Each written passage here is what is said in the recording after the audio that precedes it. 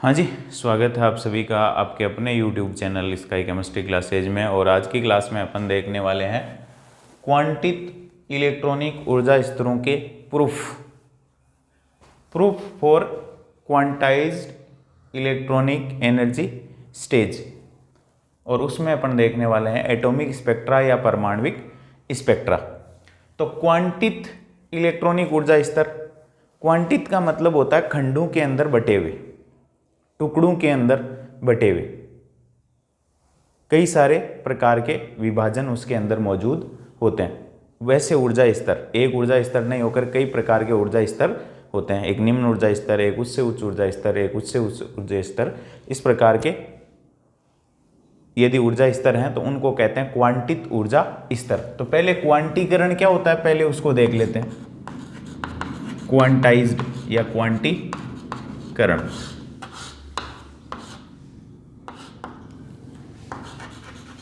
Quantized energy levels किसी गुणधर्म के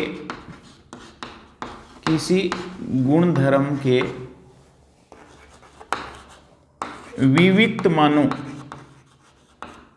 विविक्त का मतलब टुकड़ों से हैं, विविक्त मानों के प्रतिबंध को क्वांटीकरण कहते हैं। क्वांटीकरण कहते हैं कि कोई गुणधर्म है वो टुकड़ों में ही मौजूद होगा, ये प्रतिबंध लागू हो गया उसके लिए, तो उसको कहते हैं क्वांटीकरण। किसी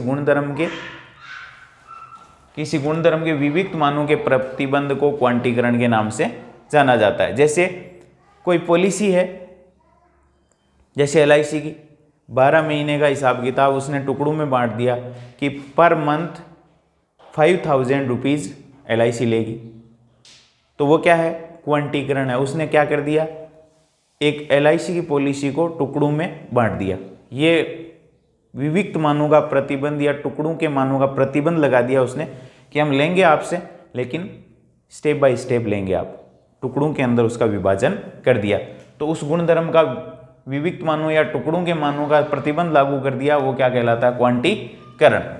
ये तो बात हुई क्वांटीकरण की। अब देखने वाले हैं अपन स्पेक्ट्रम क्या होता है। स्पेक्ट्रम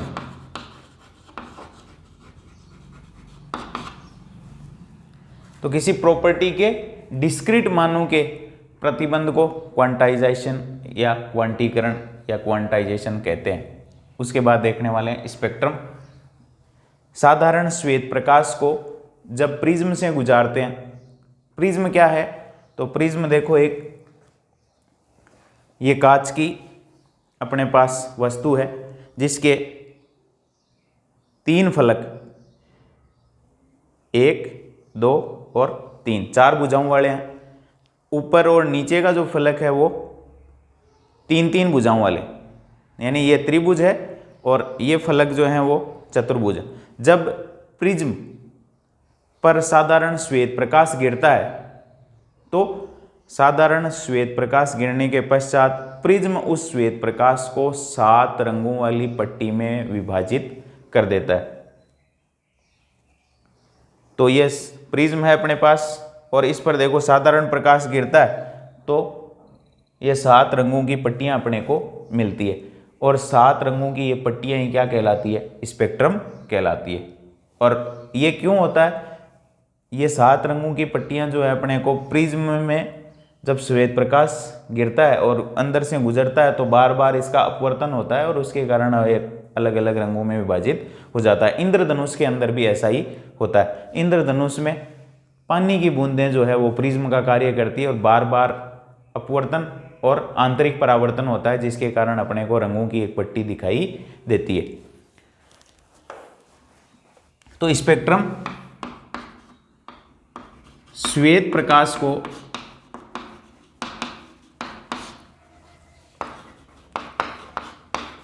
प्रिज्म से गुजारने पर,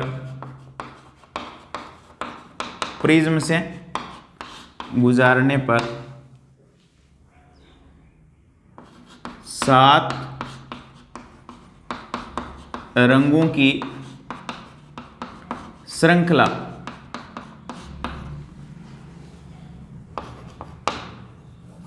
युक्त पट्टिका प्राप्त होती है जिसे स्पेक्ट्रम कहते हैं। और अपने को ये दिखाई देता है, इसलिए ये दृश्य स्पेक्ट्रम भी कहलाता है। तो 7 रंगों की पट्टिका साधारण श्वेत प्रकाश को जब प्रिज्म से गुजारते हैं तो अपने को रंगों की एक पट्टिका दिखाई देती है इस प्रकार की। 1 2 3 4 5 6 और ये 7। उस पट्टिका को ही स्पेक्ट्रम कहते हैं। इसके अंदर कौन कौन से कलर होते हैं? Violet, indigo, blue, green, yellow, orange और रेड। ये स्पेक्ट्रम कहलाता है। इसको स्पेक्ट्रम के नाम से जाना जाता है। तो साधारण श्वेत प्रकाश को प्रिज्म से गुजारने के बाद ये रंगों की एक पट्टी अपने को प्राप्त होती है जिसको स्पेक्ट्रम के नाम से जाना जाता है। Violet, indigo, blue, green, yellow, orange और रेड कलर, उसके अंदर 7 कलर अपने को दिखाई देते हैं। अब रंगों का स्पेक्ट्रम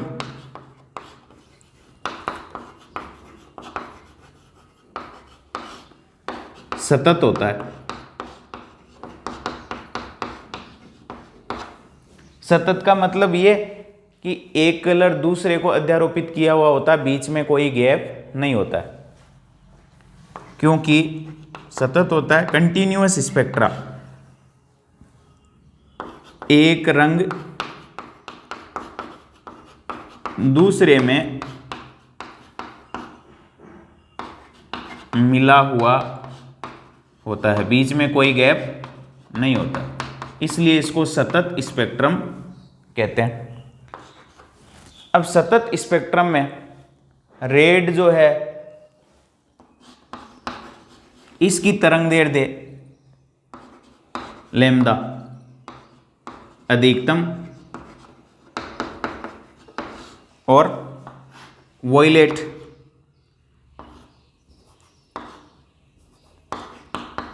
यानी बैंगनी रंग की लैम्डा सबसे कम होती है। लाल रंग की तरंगदैर्ध्य सबसे ज़्यादा और नीले रंग की वॉयलेट रंग की यानी बैंगनी रंग की तरंगदैर्ध्य सबसे कम होती है। रेड का सबसे अधिक विचलन होता है, सबसे कम विचलन होता है और इसका सर्वाधिक वॉयलेट का सबसे अधिक विचलन होता है।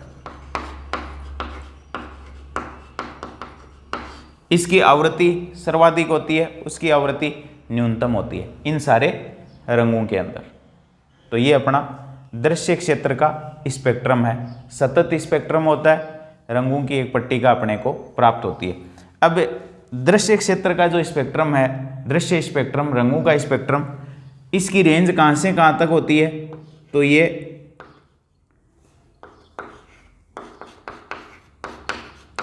4 × 10⁻14 हर्ट्ज से 7.5 × 10⁻14 हर्ट्ज के मध्य परास होती है। रेंज कहाँ से कहाँ तक?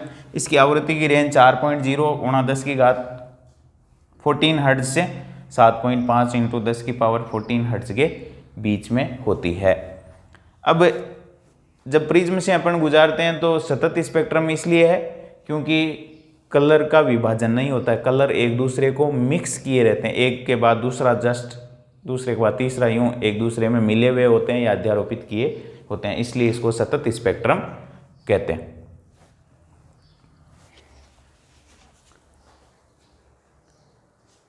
ये देख सकते हो आप, ये कलरों का स्पेक्ट्रम है, प्रिज्म लगा रखा है मैंने, ये देखो अलग अलग कलर अपने को यहाँ दिखाई देंगे। यह है रंगों का सतत स्पेक्ट्रम, दृश्य स्पेक्ट्रम, जिसमें एक कलर दूसरे में मिक्स किए हुए हैं। ये रेड कलर जिसकी तरंगदैर्ध्य सबसे कम है, सॉरी तरंग दैर्ध्य सर्वाधिक है, और ये वॉयलेट यानी बैंगनी कलर है उसकी तरंग दैर्ध्य सबसे कम होती है। आवृत्ति रेड की सबसे कम और वॉयलेट की सबसे ज़्यादा होती है। तो यह है दृश्य स्पेक्ट्रम, रंगों का स्पेक्ट्रम, रंगों की पट्टिका। इंद्रधनुष में भी ठीक ऐसा ही होता है। अब देखो परमाणविक स्पेक्ट्रा क्या होते हैं, कैसे मिलते हैं, वो देखेंगे। उससे पहले जब विद्युत चुंबकीय विकिरणों की द्रव्य के साथ अन्योन्य क्रिया होती है, विद्युत चुंबकीय विकिरणों की जब द्रव्य के साथ अन्योन्य क्रिया होती है तो द्रव्य के परमाणु या अणु उच्च ऊर्जा स्तरों पर स्थानांतरित हो जाते हैं, और वो जब निम्न ऊर्जा स्तर में लौटते हैं तो विद्युत चुंबकीय विकिरणों का उत्सर्जन करते हैं, और उन उत्सर्जित विद्युत चुंबकीय विकिरणों को किसी फोटोग्राफिक फिल्म पर या संसूचक द्वारा रिकॉर्ड कर लिया जाता है। वो क्या कहलाता है, परमाणविक स्पेक्ट्रा कहलाता है। अब कुछ हिस्सा जो है वो द्रव्य ने क्या कर लिया, अवशोषित, और शेष को निष्कासित करेगा। तो जहाँ अवशोषित हो गई तरंग दैर्ध्य वहाँ काली पट्टिकाएँ, और जो उत्सर्जित होती है वहाँ अपने को चमकीली रेखाएं प्राप्त होती है। तो काली पट्टिकाओं के बीच में चमकीली रेखाएं अपने को जो प्राप्त होती है इसको रेखा स्पेक्ट्रम भी कहते हैं, परमाणविक स्पेक्ट्रम। जैसे अपने अंगुलियां जो है उनके प्रत्येक व्यक्ति के फिंगरप्रिंट अलग अलग होते हैं, ठीक वैसे ही परमाणुओं के अंदर वो रेखाएं जो है वो अलग अलग होती है, यानी प्रत्येक तत्व के परमाणु के लिए रेखा स्पेक्ट्रम अलग अलग होता है। तो देखो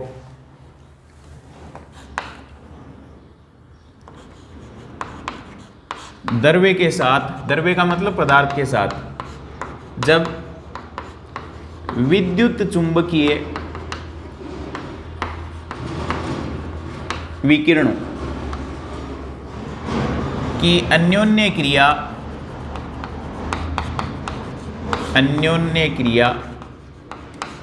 होती है,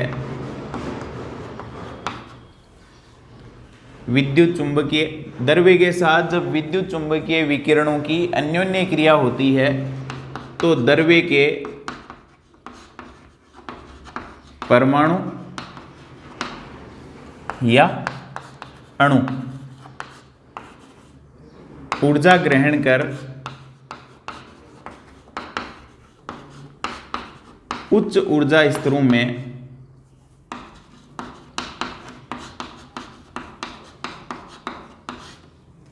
स्थानांतरित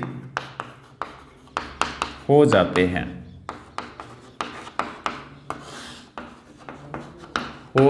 हैं, तथा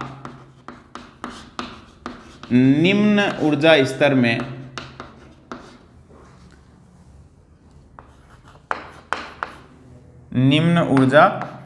में लौटते समय विकिरणों के रूप में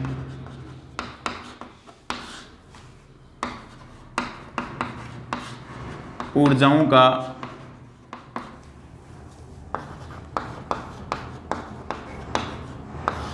उत्सर्जन करते हैं। उत्सर्जित विकिरणों की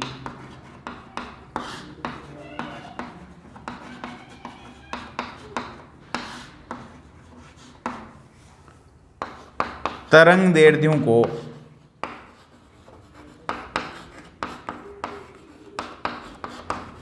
फोटोग्राफिक फिल्म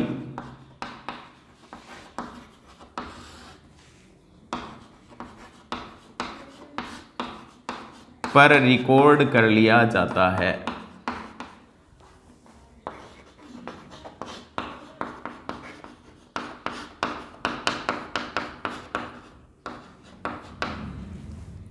रिकॉर्ड कर लिया जाता है जिसमें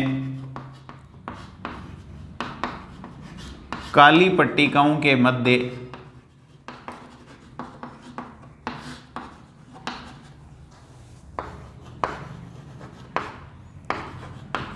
चमकीली रेखाएं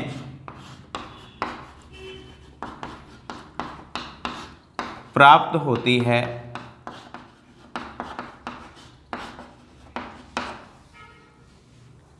इसे परमाणविक स्पेक्ट्रा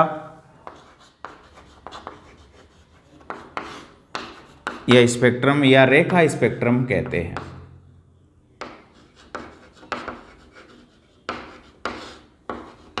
रेखा स्पेक्ट्रम कहते हैं।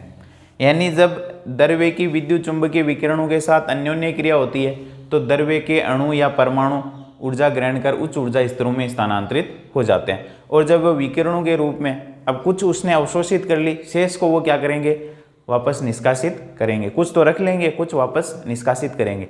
तो शेष विद्युत चुंबकीय विकिरणों को अवशोषण के पश्चात शेष विद्युत चुंबकीय विकिरणों को वो क्या करते हैं, वो निष्कासित करते हैं। और निष्कासित विद्युत चुंबकीय विकिरणों को और उनकी तरंगदैर्ध्यों को एक फोटोग्राफिक फिल्म पर रिकॉर्ड कर लिया जाता है। जो अवशोषित हो गई वहाँ काली पट्टिकाएं, जो उत्सर्जित हुई वहाँ चमकीली रेखाएं अपने को प्राप्त होती है, उसको अपन एक फोटोग्राफिक फिल्म पर रिकॉर्ड कर लेंगे। तो काली पट्टिकाओं के बीच में जो चमकीली रेखाएं प्राप्त होती है अपने को, उसको रेखा स्पेक्ट्रम के नाम से जाना जाता है या परमाणविक स्पेक्ट्रम कहते हैं। और ये परमाणविक स्पेक्ट्रम मानव की अंगुलियों के छापों के समान है। हर एक तत्व के परमाणु के लिए रेखा स्पेक्ट्रम या परमाणविक स्पेक्ट्रम अलग अलग होता है, जो परमाणुओं को पहचान करने में प्रयुक्त होता है। तो ये तो बात हुई रेखा स्पेक्ट्रम की। अब रेखा स्पेक्ट्रम क्या होता है? रेखा स्पेक्ट्रम असतत होता है। रेखा स्पेक्ट्रम असतत होता है, डिसकंटिन्यूअस, असतत होता है। क्यों? क्योंकि रंगीन रंगों वाले स्पेक्ट्रम में एक कलर दूसरे को क्या किया रहता है, ओवरलैप किया रहता है, उसमें मिला हुआ रहता है। लेकिन रेखा स्पेक्ट्रम क्या होता है? काली पट्टी, फिर चमकीली रेखा, फिर चमकीली रेखा, फिर काली पट्टी, चमकीली रेखा, इस प्रकार से अपने को प्राप्त होता है। यानी अपन यूं दर्शा सकते हैं कि ये ब्लैक भाग, फिर एक रेखा आ गई चमकीली, फिर चमकीली रेखा, फिर ब्लैक भाग, इस तरीके से अपने को मिलती है। तो इसलिए ये असतत स्पेक्ट्रम होता है। कौन सा? रेखा स्पेक्ट्रम या परमाणविक स्पेक्ट्रा। तो परमाणुओं का फिंगरप्रिंट ही क्या कहलाता है? उनका रेखा स्पेक्ट्रम या परमाणविक स्पेक्ट्रम कहलाता है। अब देखो अपन देखने वाले हैं अवशोषण और उत्सर्जन स्पेक्ट्रा, यानी एब्जॉर्प्शन और एमिशन स्पेक्ट्रा। जब पदार्थ को विकिरणित करके या गर्म करके ऊर्जा दी जाती है तो पदार्थ के परमाणु निम्न से उच्च ऊर्जा स्तर में चले जाते हैं। और जब वो निम्न ऊर्जा स्तर में लौटते हैं, विद्युत चुंबकीय विकिरण निष्कासित करते हैं, तो उनको उनकी तरंगदैर्ध्यों को एक फोटोग्राफिक फिल्म पर रिकॉर्ड कर लिया जाता है। उसको कहते हैं इस उत्सर्जन स्पेक्ट्रा।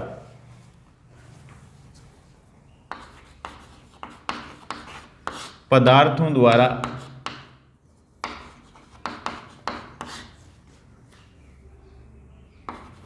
उत्सर्जित विकिरणों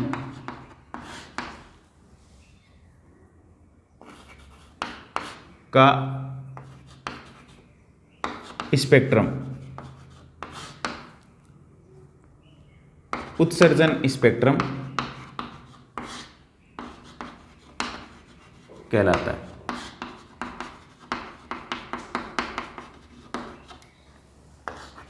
पदार्थों को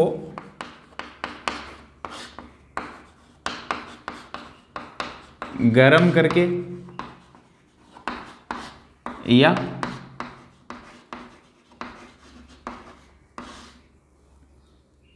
विकिरणित करके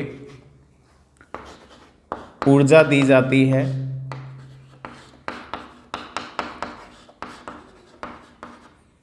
तो उनके परमाणु या अणु उच्च ऊर्जा स्तरों में चले जाते हैं और जब निम्न ऊर्जा स्तरों में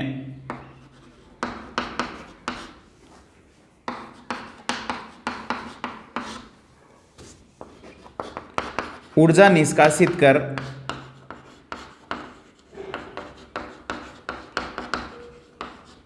लौटते हैं तो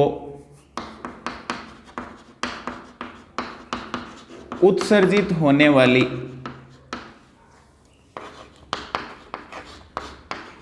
विकिरणों की तरंगदैर्ध्यों को फोटोग्राफिक फिल्म पर रिकॉर्ड कर लिया जाता है। फोटोग्राफिक फिल्म पर रिकॉर्ड कर लिया जाता है।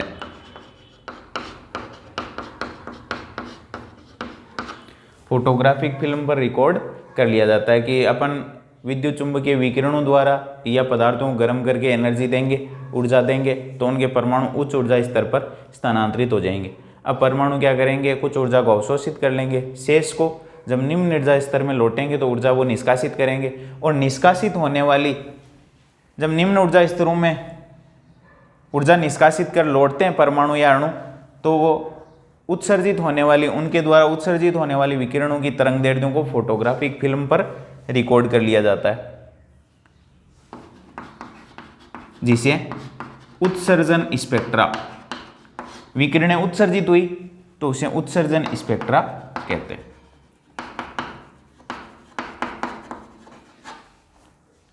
अवशोषण स्पेक्ट्रा, उत्सर्जन स्पेक्ट्रा का फोटोग्राफिक नेगेटिव होता है। जैसे फोटो खींची जाती थी पहले पुराने ज़माने में तो वह नेगेटिव आता था, बाहर ओरिजिनल फोटो की नेगेटिव, वैसे ही अवशोषण स्पेक्ट्रम उत्सर्जन स्पेक्ट्रम का फोटोग्राफिक नेगेटिव होता है। यानी ओरिजिनल तो उत्सर्जन स्पेक्ट्रा है, अवशोषण स्पेक्ट्रा केवल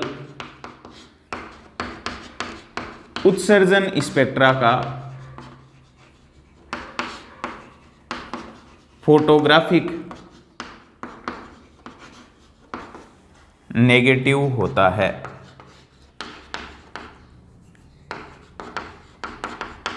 यानी अपने को मिला क्या, उत्सर्जन स्पेक्ट्रा, ओरिजिनल वही है, अवशोषित क्या हुआ वो अपने को ध्यान में पता नहीं चलता है। जैसे एक्स किरणें एक्सरे लेती है तो किरणें गई और टकरा के लौट के आ गई, तो कहाँ से टकरा के लौट के आई, कहाँ पार चली गई, उसका एक्सरे अपने को उत्सर्जन स्पेक्ट्रा के रूप में, चित्र के रूप में अपने को दे दिया जाता है। तो वैसे ही उत्सर्जन स्पेक्ट्रा जो है वो अपने को अवशोषण स्पेक्ट्रा के फोटोग्राफिक नेगेटिव के रूप में, अवशोषण स्पेक्ट्रा उत्सर्जन स्पेक्ट्रा के फोटोग्राफिक नेगेटिव के रूप में अपने को दिखाई देता है, या अपन उसको फोटोग्राफिक नेगेटिव मान सकते हैं, वो अपने को दिखाई नहीं देता है। तो ये तो बात हुई उत्सर्जन स्पेक्ट्रा की। अब देखो यहाँ उत्सर्जन और अवशोषण स्पेक्ट्रा क्या है, तो अवशोषित विकिरणों का स्पेक्ट्रा यदि अपने को मिल जाए तो अवशोषण स्पेक्ट्रा, और उत्सर्जित विकिरणों का स्पेक्ट्रम अपने को मिलता है तो उत्सर्जन स्पेक्ट्रा। तो श्वेत प्रकाश को किसी प्रतिदर्श द्वारा यदि अवशोषित कर लिया जाए, यहाँ हाइड्रोजन गैस के परमाणु हैं, हाइड्रोजन गैस के परमाणु को प्रतिदर्श के रूप में, सैंपल के रूप में अपन ने ले रखा है, उस पर क्या डाला जाता है, श्वेत प्रकाश डाला जाता है। तो प्रतिदर्श क्या कर लेता है, श्वेत प्रकाश का कुछ अवशोषण कर लेता है, अवशोषण करने के बाद एक सूक्ष्म छिद्र से इस पुंज को गुजारा जाता है। श्वेत प्रकाश को प्रतिदर्श पर डालने के बाद उसने अवशोषित कर लिया। अब अवशोषण के पश्चात उन विकिरणों को गुजारा जाता है किससे, प्रिज्म से। कुछ हिस्सा इसने अवशोषित कर लिया, बाकी एक छिद्र के माध्यम से अपन ने प्रिज्म पर डाला, और प्रिज्म से निकालने वाले विद्युत चुंबकीय विकिरणों को क्या कर लिया, फिल्म या संसूचक पर रिकॉर्ड कर लिया, वो कहलाता है अवशोषण स्पेक्ट्रा। क्यों, क्योंकि इसमें से जो अवशोषित हो गया वो तो यहाँ रह गया, और जो निकल गया उसको अपन एक स्लिट के छिद्र के माध्यम से निकाल करके और प्रिज्म पे डालते हैं। प्रिज्म जो अपने को फोटोग्राफिक फिल्म पर जो चित्र देता है वो कहलाता है अवशोषण स्पेक्ट्रम। अब जो सैंपल है अपना वो एनर्जी अवशोषित कर लेता है, प्रतिदर्श ने एनर्जी क्या कर ली, श्वेत प्रकाश से अवशोषित कर ली। तो अवशोषित करने के बाद इसके परमाणु और अणु उच्च ऊर्जा स्तरों में स्थानांतरित हो गए। तो ये तो था अपना अवशोषण स्पेक्ट्रम, और इसमें तरंगदैर्ध्य जो है वो इधर से उधर जाने पर बढ़ती है, यानी इधर अपना कौन सा कलर था, वॉयलेट, और इधर रेड, तो वॉयलेट से रेड की तरफ अपन जा रहे हैं। और यहाँ जो है वो उत्तेजित प्रतिदर्श है, यानी इसने ऊर्जा अवशोषित कर ली, एब्जॉर्ब कर ली, तो इसके परमाणु अणु उच्च ऊर्जा स्तरों में चले गए। अब ये क्या करेगा, इसके परमाणु अणु निम्न ऊर्जा स्तरों में लौटेंगे, तो क्या करेंगे, इस पुंज को अपन प्रिज्म पर डालते हैं, ये ऊर्जा क्या होगी, विकिरणित होगी, निष्कासित होगी, किससे, प्रतिदर्श से। उसको एक छिद्र के माध्यम से निकालकर प्रिज्म पर डालते हैं, क्योंकि केंद्रित करना पड़ता है विद्युत चुंबकीय विकिरणों को। प्रिज्म पर डालेंगे और प्रिज्म से गुजरने के बाद फोटोग्राफिक फिल्म पर अपन उसका चित्र प्राप्त कर सकते हैं, या तरंगदैर्ध्यों को रेखाओं के रूप में अपन प्राप्त कर सकते हैं। वो कहलाता है उत्सर्जन स्पेक्ट्रा, यानी उत्तेजित प्रतिदर्श द्वारा जो विद्युत चुंबकीय विकिरणें उत्सर्जित होती है उनको प्रिज्म पर डाल करके फोटोग्राफिक फिल्म पर रिकॉर्ड कर लिया जाता है, वो कहलाता है उत्सर्जन स्पेक्ट्रम। और जब श्वेत प्रकाश को प्रतिदर्श पर डाल करके निष्कासित होने वाली शेष विद्युत चुंबकीय विकिरणों को प्रिज्म पर डालकर रिकॉर्ड किया जाता है, तो वह है अवशोषण स्पेक्ट्रम। यानी अवशोषण स्पेक्ट्रम तो वास्तव में कुछ नहीं है, केवल उत्सर्जन स्पेक्ट्रम का फोटोग्राफिक नेगेटिव है। उत्सर्जन स्पेक्ट्रम है उसके द्वारा, यानी प्रतिदर्श या सैंपल या हाइड्रोजन परमाणुओं द्वारा निष्कासित होने वाली ऊर्जाओं को अपन यदि फोटोग्राफिक फिल्म पर रिकॉर्ड कर लें प्रिज्म से गुजार करके, तो वो कहलाता है उत्सर्जन स्पेक्ट्रम। तो ये है अपना उत्सर्जन और अवशोषण स्पेक्ट्रा। उत्सर्जित विकिरणों का स्पेक्ट्रम, उत्सर्जन स्पेक्ट्रम और अवशोषित विकिरणों का स्पेक्ट्रम अवशोषण स्पेक्ट्रम के नाम से जाना जाता है। तो ये तो बात हुई उत्सर्जन और अवशोषण स्पेक्ट्रम की। अब परमाणविक स्पेक्ट्रम या रेखा स्पेक्ट्रम क्या है, तो परमाणु, ये सैंपल अपन ने परमाणुओं के ले रखे हैं। जब परमाणुओं पर विद्युत चुंबकीय विकिरणें डाली जाती है या उनको एनर्जी दी जाती है, तो उनके परमाणु या अणु ऊर्जा ग्रहण करके उच्च ऊर्जा स्तरों में स्थानांतरित हो जाते हैं। जब निम्न ऊर्जा स्तरों में लौटते हैं तो विकिरणों का उत्सर्जन होता है, और विकिरणों का उत्सर्जन होता है, उन विकिरणों के उत्सर्जन को फोटोग्राफिक फिल्म पर रिकॉर्ड कर लिया जाता है, उनकी तरंगदैर्ध्यों को, उत्सर्जित विकिरणों की तरंगदैर्ध्यों को, जो अपने को काली पट्टिकाओं के बीच में चमकीली रेखाओं के रूप में प्राप्त होता है, उसको अपन रेखा स्पेक्ट्रम के नाम से जानते हैं या परमाणविक स्पेक्ट्रम के नाम से जानते हैं। क्यों?